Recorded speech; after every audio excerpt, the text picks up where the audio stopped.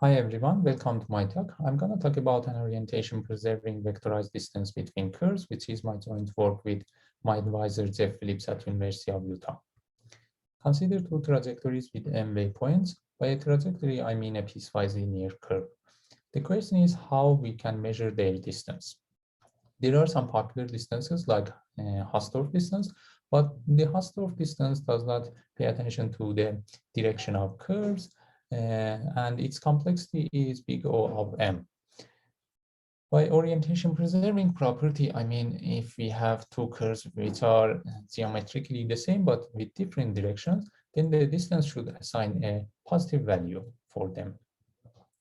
There are other popular distances like dynamic time wrapping, pressure distance, or discrete pressure distance that do preserve the orientation of curves, but their complexity is big O of m squared. So it means when m is large, these distances are slow. And so, for example, KNN and almost all clustering algorithms with these distances are expensive. More importantly, these metrics do not allow us to take the advantage of other machine learning algorithms, as most of them need a vector type input. So we're interested in a distance that not only addresses above mentioned problem, but also it's as fast as calculating dot products in Euclidean spaces, and it provides an embedding for curves in a Euclidean space. It will make clustering with k-means, for example, trivial, nearest neighbor very efficient, using existing Euclidean libraries, and more importantly, you can directly try just about any machine learning model. And towards this goal, Jeff Phillips and Ping-Fan Tang in 2019 introduced a landmark-based distance, which I'm going to briefly talk about that because our work is an extension of this work. So consider a curve gamma and a landmark q in R2. They define the VQ in this function to be the distance of q from gamma. And as you can see from the definition, it does not care about the direction of curves. So it will assign the same value for both of these curves, which are a copy of each other, but with different directions. Then they vectorized this function to get a feature mapping VQ min this from curves to Rn. And this independent contribution of each landmark are stacked together to create the desired vectorized representation that can provide the vector.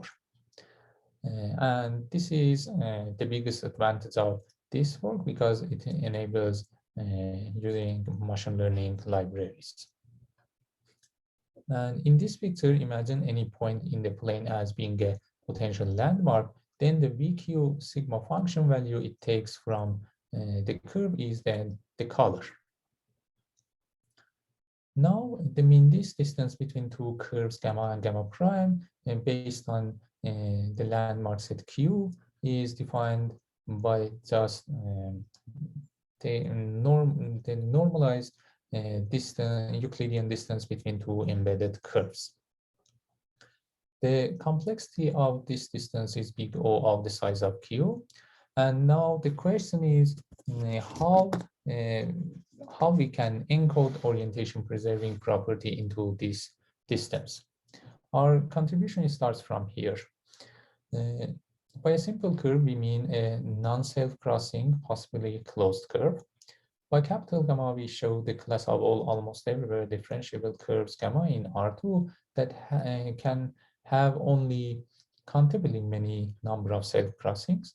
By gamma prime, we show the subset of gamma containing all simple curves. So our definitions will be valid for gamma, but our theorems will be valid only for curves in gamma prime. And lastly, by NP, considering the direction of the curve, we show the unique normal at P, considering the right-hand rule. Now the sign this function is defined as follows. For a curve gamma in gamma and the landmark Q in R2, And the positive parameter sigma, we define VQ sigma function to be 1 over sigma times the inner product between NP and the vector from P to Q times the Gaussian weight parameterized by sigma. And this is the definition of VQ sigma function for the case that P, the argmin point is not an endpoint of the curve. When P is an endpoint of the curve, then we have a slightly different definition because of some technical issues, but I'm not gonna talk about this here in this talk. Interested people can take a look at the paper. Now, as you can see, VQ sigma function is sensitive to the direction of the curves, and it will assign a positive value for the left-hand curve, for example, but for the right-hand curve, it will assign a negative value. In this picture, imagine any point in the plane as a potential landmark Q.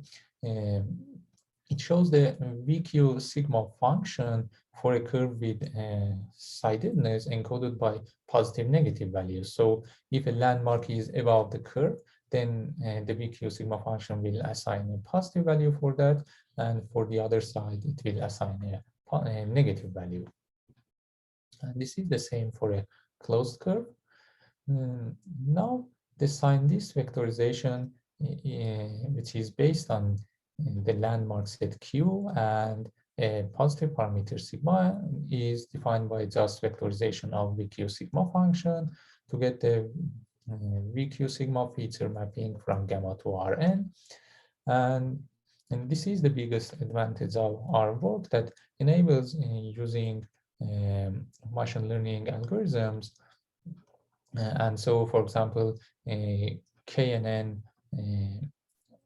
k-nearest neighbor algorithm is very efficient using Euclidean libraries. And k-means, for example, clustering is trivial with this vector type representation. Now the orientation preserving distance between two curves gamma and gamma prime based on Q and the positive parameter sigma is just a normalized Euclidean distance between two embedded curves. So first we embed two curves in a Euclidean space and then take the Euclidean distance of those vectors. The complexity is big O of the size of Q, and assuming Q is dense enough, dq sigma will be a metric on gamma. However, in practice, we found that only 20 landmarks is enough for doing, for example, classification tasks. Now we need two new definitions that are needed for proving our theorems. One of them is sign medial axis, and the next is sign local feature size. In this picture, you can see the medial axis in purple, which captures the noise in the curve. And this is the same for a closed curve. Here, again, the medial axis is in purple, but the sign medial axis is, which is in orange, is a subset of medial axis that captures the sidedness of the curve. In fact, it's capturing equidistance points with different VQ sigma signs. Now in this picture, the sign medial axis is in pink, and the sign local feature size, which is in orange, is the minimum distance of the curve from its sign medial axis. For formal definitions of sign medial axis and sign local feature size, you can take a look at the paper. Now I'm gonna present two theorems of our theorems. The first one is about landmark stability. In fact, under some sign local feature size related mild conditions on Q and Q prime, we have the following inequality. It shows the continuity of our VQ sigma function in terms of perturbations of landmarks. And the next one is about curve stability. Again, under similar conditions, we have the following inequality, with df shows the Fresh distance. So it shows the continuity of RDQ sigma distance in terms of perturbations of curves in terms of Fresh distance. In contrast, DQ mean this relates to the Hausdorff distance, and we have a similar inequality for DQ mean this and the Hausdorff distance. Now I'm going to talk about some experiments. In 2019 paper, Phillips and Ping-Fan showed that the mean-disk function outperforms many other methods in classification tasks, for example. So here we compare the mean signed disk function's performance against mean-disk function, and we're only showing a sample of our experiments. The table shows the average test errors of binary classification tasks over 1,000 trials on 3 datasets with different classifiers using both mean-disk and signed-disk functions. In the first experiment, we try to classify car trajectories, which are in pink, from bus trajectories, which are in blue. Now, back into the table, we see that the signed-disk function works slightly better than the mean-disk function. In the second example, we try to classify trajectories of the character P from trajectories of the character R, and these letters are from characters data set from UCI machine learning repository. And back into the table, we observe that with random forest, the signed-disk featurization outperforms others with only 1% test error. And as you saw earlier, we observed that on most datasets, signed-disk and mean-disk feature mappings behave roughly similarly. However, if the direction of the curves is essential, signed-disk performs much better than mean-disk feature mapping. So, for example, in the last experiment, which is done on pigeons dataset, we took all pigeons paths going from A to B here, and reverse the direction of half of them and try to distinguish the reverse half from the other half. Back into the table, you can see that we've got almost 0 error with signed-disk feature mapping, but mean-disk cannot perform better than chance, as it does not respect to the orientation of curves.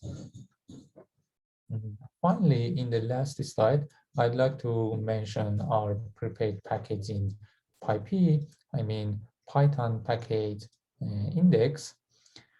In fact, people can just do pip install trj trypy and then enjoy our both signed and unsigned feature mappings, distances, and their visualizations.